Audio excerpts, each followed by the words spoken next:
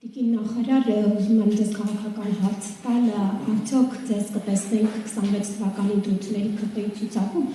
խոսակցություններ են շրջանառվում, որ ձեր երկրորդ դատախազի ջրերը մեկ առով չեն հուսում եւ ձեզանից մեկն է հայտնվելու ցուցակում, ուզեմ հստակեցնեք այս մասին, եւ Սահմանադրության հանրաքվեի, նոր Սահմանադրության թվան հանրաքվեի ժամկետների մասին ինչ որ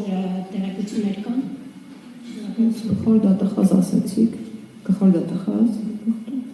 հարցի բովանդակությունը ինձ համար անհասկանալի էր։ Իմ մասով կարող եմ պատասխանել, ես առաջադրվել եմ, որպեսզի լինեմ ցուցակում, դրանով հայտնել եմ իմ աջակցությունը իշխող խմբակցությանը եւ պատրաստականությունը մասնագիտական աջակցության այս ողջ process-ի ընթացքի համար։ Եվ դա իմ ցանկությունն է առաջադրվել եւ մասը կազմել նախընտրական process-ի։ Ինչ վերաբերում է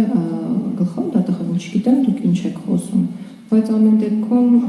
որոշակի պաշտոններ, որոշակի սահմանափակումներ են ենթադրում, օրինակ ապաքաղաքականության սկզբունք գոյություն ունի,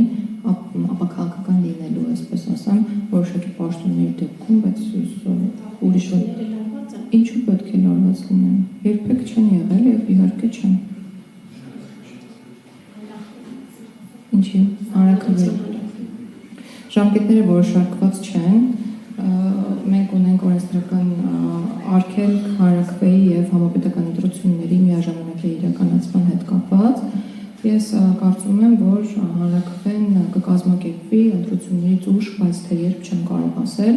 ամեն դեպքում կային ժամանակ, երբ մենք կզգանք, որ